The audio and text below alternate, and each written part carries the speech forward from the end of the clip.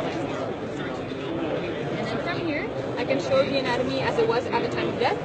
So everything is accurate. There's no rendering done. Since the cadaver was flash frozen, there were scans that were taken of the cadaver itself. And then from there, you can see the anatomy as it was at the time of death. You can also isolate or annotate different parts of the system. So in this case, I can start by removing the skin, removing the skeletal system, and other structures until I'm left with the gastrointestinal system.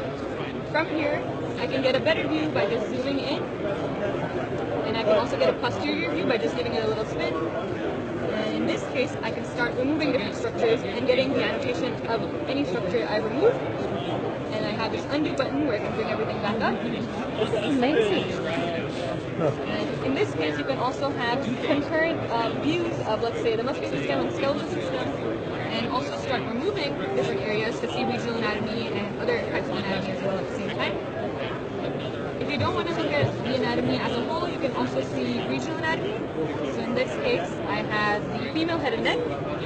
To mimic something that you'd find in surgery, you can also do natural cuts.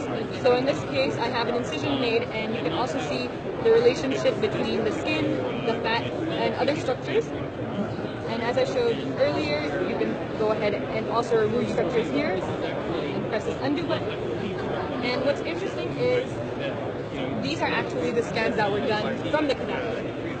So everything you see here is what we saw at 0.6 to 0.8 millimeter thickness. And so each time I turn around, slide through these sections, I can see where it relies on the And you're not just limited to the head and neck, you also have areas like the brain, larger areas like the thorax and the abdomen, all the way down to the leg and foot. And what's most interesting to me is you can load in your own patient's CT or MRI scans, and from there you can get a 3D model of what you're seeing. So here we have a post-operative scan of a patient with a brain aneurysm, and this is the actual CT that was provided. You can go ahead and slide through the CT and see exactly where the clips were placed as well. So if I go down here, it'll show where it is here. And same functionality as before. You can go ahead and make a quick cut into the 3D model and see where the clips were placed as well. So it's kind of more intuitive when you see something in 3D, where the clips were placed rather than just focusing on a CT. And you can also add in some vasculature if needed.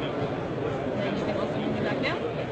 There's other ways where you can utilize this where I bring in transparent soft and hard tissue.